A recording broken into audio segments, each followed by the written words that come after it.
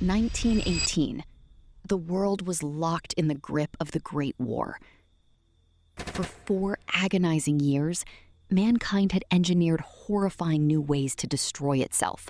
Trench warfare, mustard gas, machine guns, and tanks.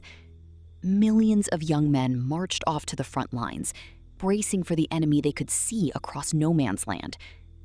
But in the final year of the conflict, a new combatant entered the trenches.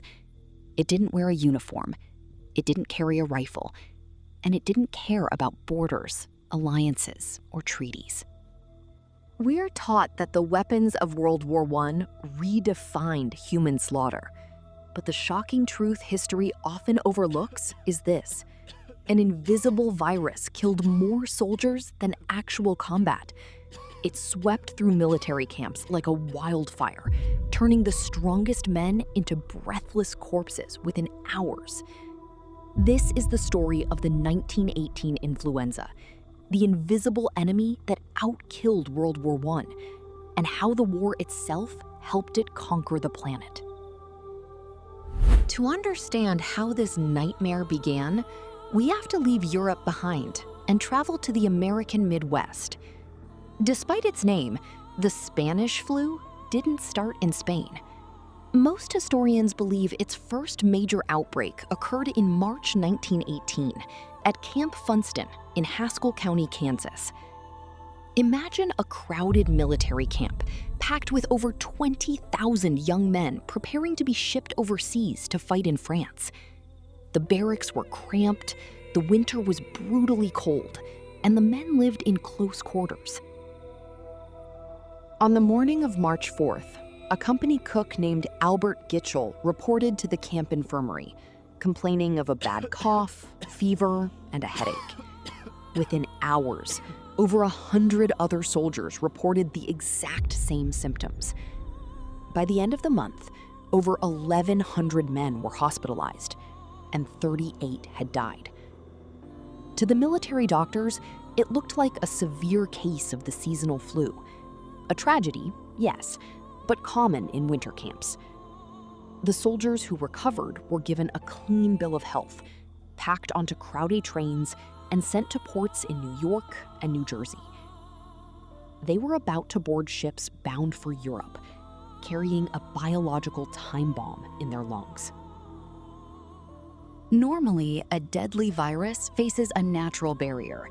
If it kills its host too fast, it can't spread. But World War I created the most perfect, horrifying laboratory for a pandemic in human history. First came the troop ships. Thousands of men were crammed into dark, unventilated lower decks for weeks at a time. If one man coughed, everyone in the room breathed it in. By the time these ships docked in Bordeaux and Brest, France, half the men on board were already infected. From the ports, the soldiers were rushed straight to the frontline trenches. Consider the environment of the Western Front. Soldiers were malnourished, sleep-deprived, and their immune systems were utterly shattered by stress and chemical gas. They slept side by side in damp dugouts. When a soldier fell ill in the trenches, he wasn't isolated. He was evacuated by train, packed tightly alongside wounded men, and sent to overcrowded field hospitals. The virus didn't just spread, it thrived. It mutated into an incredibly aggressive, lethal strain. By the summer of 1918, hundreds of thousands of French, British, and German soldiers were incapacitated. Entire divisions were rendered useless. In fact, German General Erich Ludendorff blamed the virus for crippling his final decisive offensive that could have won Germany the war.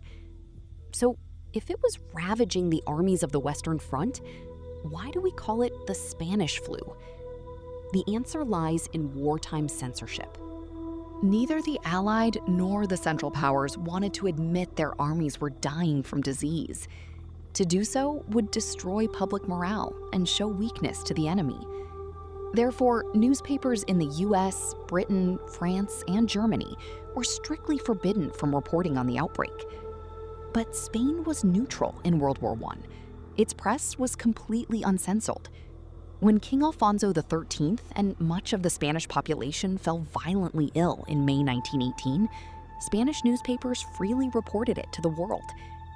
Because Spain was the only country talking about the virus, the rest of the world assumed it originated there.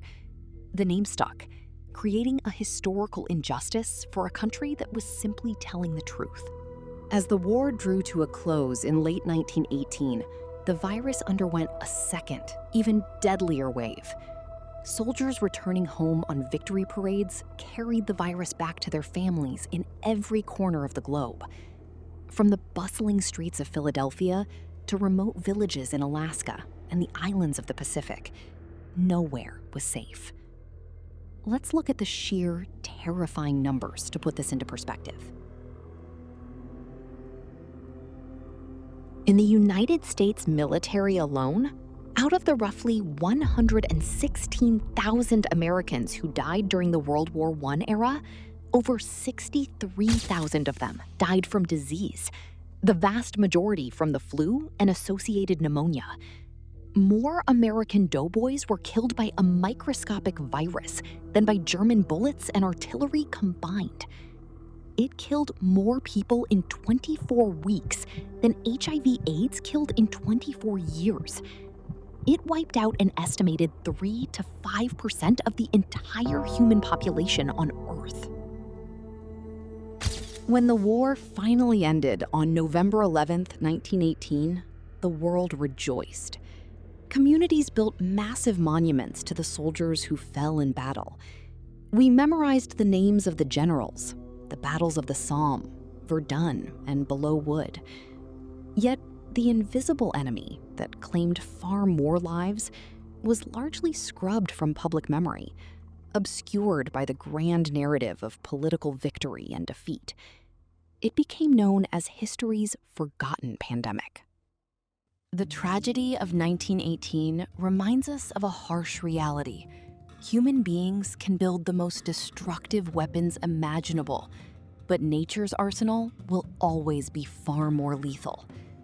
The soldiers of World War I marched into battle prepared to face the enemy they could see, completely unaware that the deadliest killer of all was already breathing down their necks.